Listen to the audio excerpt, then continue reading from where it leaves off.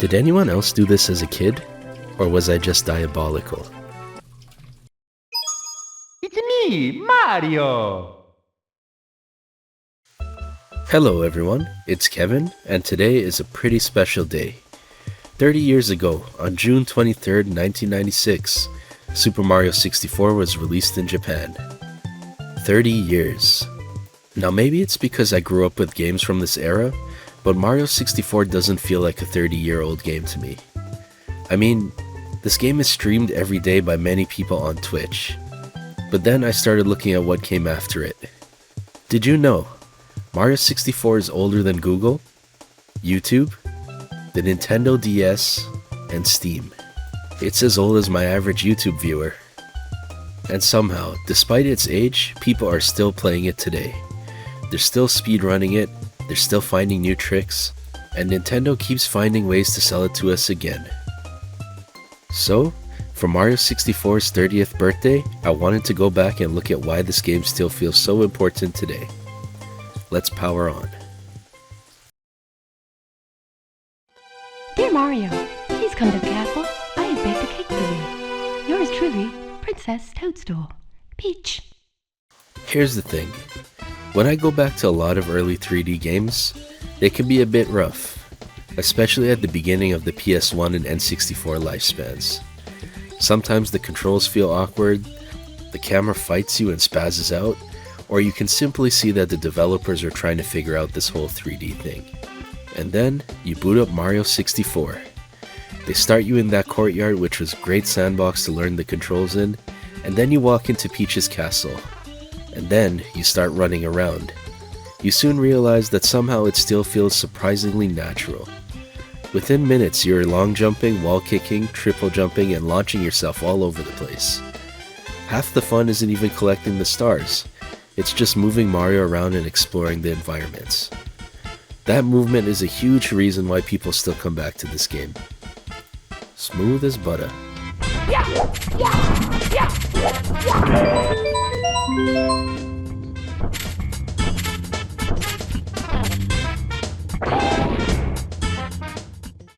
I don't know, man. The age of this game gets funnier the more you think about it. I still remember that my dad rented the N64 with this and Mario Kart for my birthday party. Yes, as if video game rentals weren't an old enough practice, we are talking about renting a console as well, which is unheard of nowadays. I think he was secretly seeing how I liked the system before deciding between buying that or the PS1. But anyways, back to Mario 64. When Mario 64 came out, Facebook didn't even exist. For a lot of people these days, they probably can't remember or imagine a world without Facebook. And yet, if I showed gameplay from Bob-omb Battlefield to almost any gamer, they'd probably recognize it immediately. It's simply classic and iconic. Most games don't get that kind of staying power. A lot of good games are popular for a few years and then they just fade away. But Mario 64, it just never really left. Here we go! One thing I really appreciate about Mario 64 is how much freedom it gives you. Most older platformers are pretty straightforward. Start here, get to the end, boom, you've beaten the level. Mario 64 is different.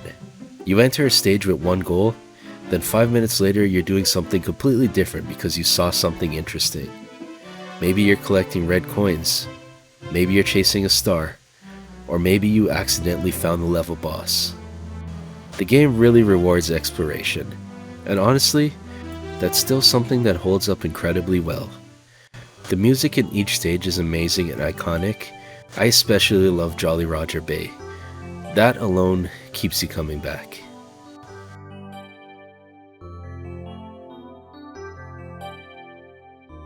Now, unfortunately, not everything aged perfectly. Finally. Oh no. Tell them about the camera. It was one of the first major 3D platformers. And it shows. It was groundbreaking though. So is the wheel. We improved that as well. Look, most of the time it's fine. Most of the time. Okay, some of the time. 30 years later, and Lakitu still has the camera skills of a guy trying to capture the footage of a UFO. That's a little harsh. I watched you fall into the same pit 3 times. That wasn't because of the camera. Sure it wasn't. The truth is, the camera can be frustrating today. But I also think it's important to remember what Nintendo was trying to do in 1996. Nobody had really solved 3D cameras yet. Mario 64 at least had something workable. Even if it feels clunky by today's standards, it worked for the time. What's amazing is that even back then, people overlooked the camera issues because the game itself is so good. 30 years later, there are still active speedrunning communities. People are still finding glitches, people are still challenging themselves to complete the game in ridiculous ways, and new players are still discovering it for the first time. It's very atypical. Mario 64 isn't surviving because it's an old Mario game, it's surviving because it's fun. There's a huge difference there. So today, on its 30th birthday, Mario 64 is even more retro now than it ever was before, but it's still very relevant. Sure, the camera definitely reminds you that it was one of gaming's first big steps into 3D, but the movement, the level design, and the sense of freedom still holds up remarkably well. That's why people still play it, that's why people still talk about it, and that's why we're celebrating its birthday 30 years later. Happy birthday, Mario 64. You've aged a lot better than most of us, especially me. Mario still has his extra lives, I just have extra back pain and I fall asleep before 10 PM now. And that's a wrap. It is time to reboot. I will see you on the other side.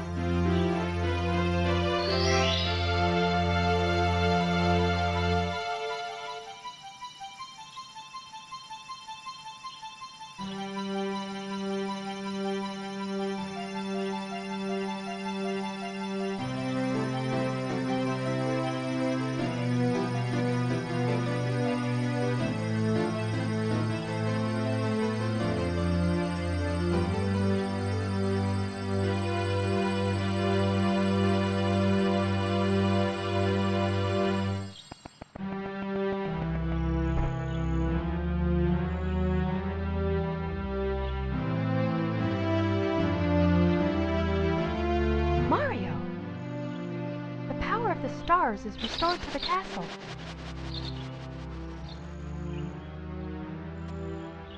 And it's all thanks to you. Thank you, Mario.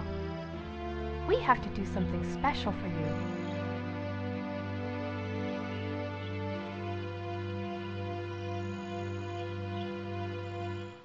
Here we go! Listen, everybody. Let's bake a delicious cake for Mario.